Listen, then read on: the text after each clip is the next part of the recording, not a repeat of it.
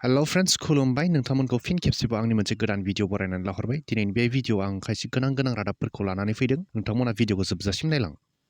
तामुलपुर हाग्रा बिफान आरो कावरुबाहा आउटपोस्ट पुलिसनि जथाय सिग्रोमनायाव आयेननि बेरेखायै दंफां हाग्रा मिल हमनो हायो गोबाव समनि सिगांनिफ्रायनो आयेननि बेरेखायै दंफां हानाय खामानिया तामुलपुर जिल्लानि कावरुबाहा ओनसोलाव सोलिगासिनो दंमोन मख'नो गोनांदि तामुलपुर रेन्जनि रेन्जार कामेश्वर बर'नि दैदेननाय मोनसे हानजाया गोलाव समनि सिगांनिफ्रायनो दंफां हाग्रा मिलफोरखौ बोखांबोबाय दंमोन थिग बेबादियैनो मैयाबो तामुलपुर जिल्लानि कावरुबाहा ओनसोलनिफ्राय आयेन बेरेखा दंफां हाग्रा गंथाम मिलखौ बोखांनो हायो बोखांनाय जायगायाव गोबां बिबांनि बेसेन गोसा दंफांजों लोगोसे खरट जेनेरेटर दंफां हाग्रा मेसिनफोरखौ हाग्रा बिफाना हमनो हायो बेजोंनो लोगोसे इयुन समफोरावबो आयेन बेरेखायै हाबा मावनायफोरनि सायाव सिग्रोमनाया सोलिलांबाय थागोन होनना तामुलपुर रेन्जनि रेन्जार कामेश्वर बर' बिथाङा फोरमायो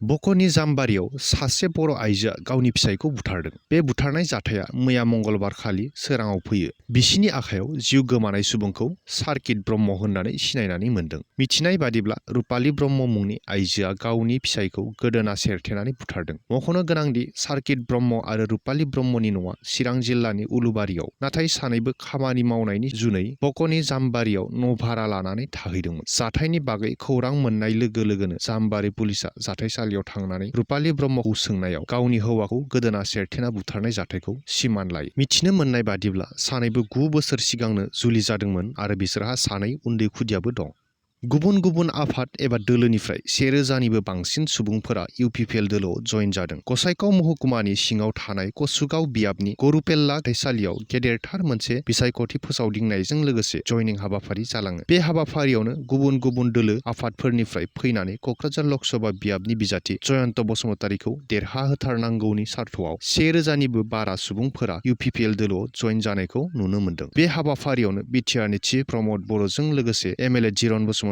इएम रनजित बसुमतारी इएम उकिल मोसाहारि आरो मिरु इउपिपिएलनि गाहाय नेहाथारि राजु नार्जारी बिथांमोना बाहागो लानानै जइन जानाय सोद्रोमाफोरखौ बरायनानै लानायखौ नुनो मोननाय जायो बे हाबाफारियावनो बिटिआरनि चिफ मानगोनां प्रमद बर'आ गरुपेल्लाल' नङा बिटिआरनि ओनसोलावनो थांनाय सरकारा गासै खामानिखौनो आद्रा खालामनानै गालांजोबदों आरो बैफोर खामानिफोरखौ जों जोबोर थाबैनो मावफुंजोबगोन बिथांमोना रायजोनि थाखाय सरकार दायाखैमोन गावबा गावनि थाखायसो दादोंमोन जुदि रायजोनि थाखायनोमोनब्ला खामानिफोरा आद्रा जायामोन होननानै बिपिएफ राजखान्थि हान्जाखौ थांखिना खौरांगिरिफोरनि सिगाङाव बुंथियो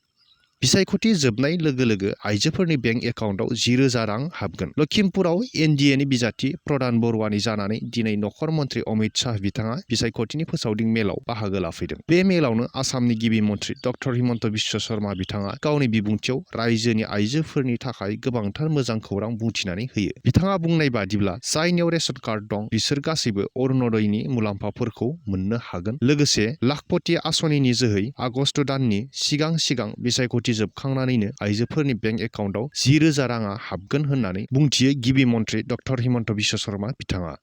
रायजोआव बिसायख'थिनि समा जेसेबांनो खाथि सफैदों मोनफ्रोमबो दोलोआ देरहाथारनांगौनि थाखाय बायदिसिना आदबजों हारि माहारि आफादफोरखौ लानानै सावरायनाय फोसावदिंनाय हाबाफारि लागासिनो थानायखौ नुनो मोनगासिनो थिग बे लेखायैनो 1 नं क'क्राझार लकसभा बियाबनि बिपिएफ हानजानि बिजाथि खाम्फा बरगयारी बिथाङा चिरां दुवार सान्तिपुराव मोनसे बिसायख'थि फोसावदिं मेलाव बाहागो लायो बे मेलाव आसामनि बारग' मन्त्रि चन्दन ब्रह्मआ 12 एप्रिलाव इउपिपिएल दोलोआव जइन जासिगोननि सायाव खौरांगिरिफोरा सोंनायाव आं प्रेस मिट होनायखौ नुवाखै आं मिथिया होननानै सोमोनाङो लोगोसे 12 एप्रिलनि उनाव माबायदि सावरायनांगौ जों सावरायगोन होननानै बुंथियो 1 नं क'क्राझार लकसभा बियाबनि बिपिएफनि बिजाथि खाम्फा बरगयारी बिथाङा गुवाहाटी नोगोरमायाव गथ' लांखारनाय जाथाय सोमजिदों लांखारग्रा सुबुङा बिमाखौ सुरि दिन्थिनानै 2 बोसोर बैसोनि गथ'खौ गंसे सुइफ्ट गारिजों लांखारो लांनाय समाव गथ'नि बिफाया न'आव गैयामोन गुवाहाटी नोगोरमानि बरगाव ओनसोलाव जादों बे जाथाया गथ'नि बिमाजों लांखारग्रा सुबुङा मोजां मोनलायनाय सोमोन्दोआव दंमोन होननानै मिन्थिना मोन्दों पबित्र दास मुंनि सुबुङा गथ'नि बिमाखौ खारखोमा लांनो लोगो लाफैदोंमोन नाथाय जेब्ला हिनजावा खारखोमा लांनो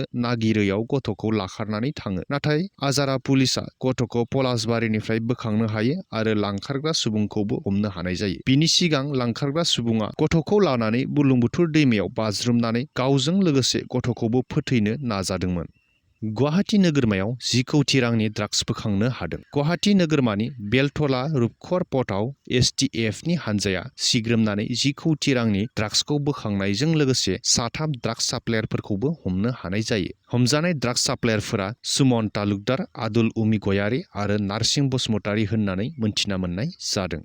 फ्रेन्ड्स, दिनैनि बे रादाबनि भिडिअखौ आं बेखिनियावनो फोजोबथ'नो होननानै सानबाय। नोंथांमोना जुदि भिडिअखौ नायनानै मोजां मोनदोंब्ला अन्नानै लाइक, शेयार खालाम। लोगोसेनो चेनेलखौ साबस्क्राइब खालामाखैब्ला अन्नानै चेनेलखौ साबस्क्राइब खालामनानै हो। गोजोन्थों।